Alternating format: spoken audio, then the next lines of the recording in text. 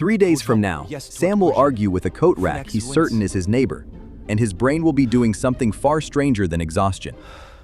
Tonight he makes a choice. No more sleep. Not tonight, not tomorrow, not ever. He wants the extra hours. His body has other plans. For the first few hours, nothing happens. He feels sharp, a little wired, convinced everyone exaggerates how much sleep a person truly needs. But by hour 12, a pressure builds behind his eyes, a chemical called adenosine flooding his brain, the exact signal he is trying to ignore. At 24 hours awake, he crosses a hidden line. His reaction time now matches someone legally too drunk to drive. He hasn't touched a drop.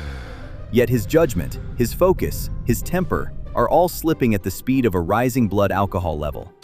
Inside his skull, waste his brain normally rinses away during sleep is already piling up, and that cleanup crew only clocks in when he's unconscious.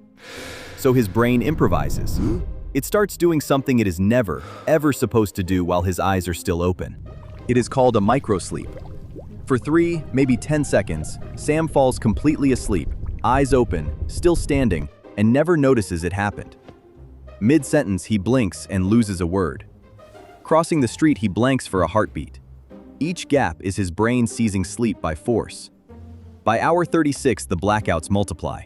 His hormones tip out of balance. Motivation drains away. The world starts to feel flat and strangely far off. He forgets why he walked into rooms. He rereads the same line 5 times. The short-term memory that sleep locks in simply stops recording. At 48 hours, his immune system quietly backs off, as if the body is triaging, spending its last reserves just to keep him upright. His eyes burn and refuse to focus. Microsleeps now stretch toward 30 seconds, half a minute of unconsciousness he will swear never happened. And here is the unsettling part. You cannot feel a microsleep coming. This is why the sleepless don't just feel bad, they become genuinely dangerous. Which raises a question people have chased for 60 years. How far can a human actually push this? One teenager decided to find out. December 1963. A 17-year-old named Randy Gardner sets out to break the world record for the longest time awake, for a school science fair. No stimulants, no coffee, just 2 friends keeping him moving, and a Stanford sleep scientist who rushes in when he hears what the boy is attempting. For the first days, Randy holds up. Then day 4 arrives, and the cracks turn into canyons. He becomes convinced he is a famous football player. He hallucinates. He sees objects and patterns that are not there. His fingers can barely grip a pencil. His speech slurs into a mumble. His attention shrinks to nothing. He drifts in and out of reality, snapping at reporters, a self-described brat with a temper on a hair trigger. He makes it. 11 days and 25 minutes, 264 hours, awake. Then he sleeps for 14 hours and simply wakes up. And here is the twist. Medically, Randy was fine. What had broken was not his mind itself. It was his perception, his mood, his control over his own body. The thinking machine held. The systems that let him steer it collapsed first, which is exactly why sleeplessness feels like slowly losing yourself. But Randy always had an escape hatch. He could stop and sleep anytime. A few people are born without that exit, and it kills them. Back to Sam, now 72 hours in. The hallucinations Randy described arrive on schedule, and they follow a strange, specific logic.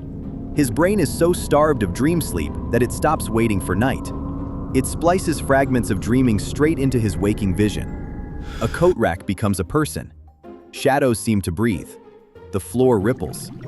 Dopamine surges unchecked, and the filter that sorts real from imagined quietly fails. Normally, that filter runs on rest.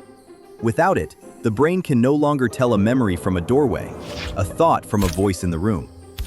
By now, his state resembles what doctors would call psychosis, paranoia, disordered thinking, a mind generating a world and then believing it. And yet, like Randy, Sam is not dying. Bruised, unraveling, terrified, but alive. His body keeps stealing the sleep he refuses to give it.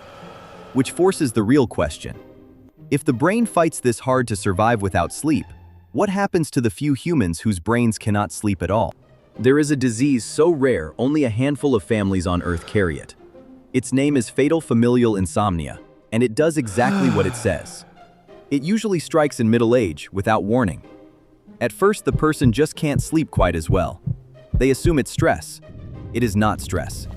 A single misfolded protein, a prion, begins collecting in the thalamus, the exact brain region that switches sleep on. It corrupts the switch.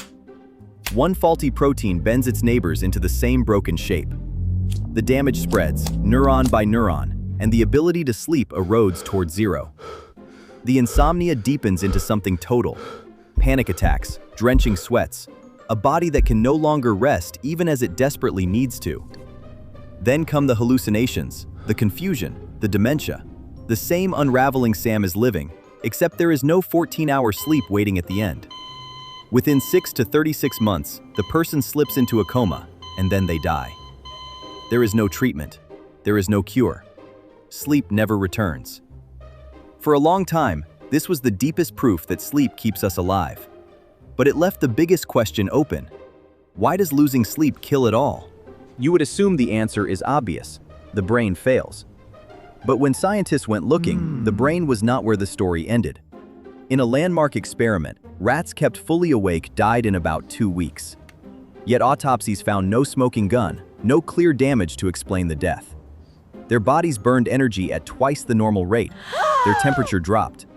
Something was killing them, and for decades, no one could say what. Then, in 2020, a Harvard team ran the same cruel clock on flies and mice, and finally caught the killer in the last place anyone suspected. Not the brain, the gut. Without sleep, toxic molecules called reactive oxygen species flooded the intestines, building to a lethal, cell-destroying tide. So they fought back. They fed the sleepless flies antioxidants, compounds that mop up those molecules, and the flies stopped dying, even with no sleep at all. The organ that quietly ends you when you don't sleep may not be your mind at all. It may be your gut, a discovery only a few years old. Which brings us back to Sam, still awake, still convinced he is winning back time. He isn't. Every hour skipped is a debt his body is already collecting. Sleep was never wasted time. It is the shift when the brain rinses out its trash, the gut resets its chemistry, and the self is quietly stitched back together. So Sam finally lies down. Within seconds he is gone. Not the violent theft of a microsleep, but the real thing, the repair his body has been begging for. He got his extra hours. He just never got to keep them. Because the one thing your body will never let you quit is sleep. Well, almost the one thing. So how long do you think you could actually last without sleep? Drop your honest guess in the comments. And if stories like this keep your brain wide awake, subscribe. There's a new one every week.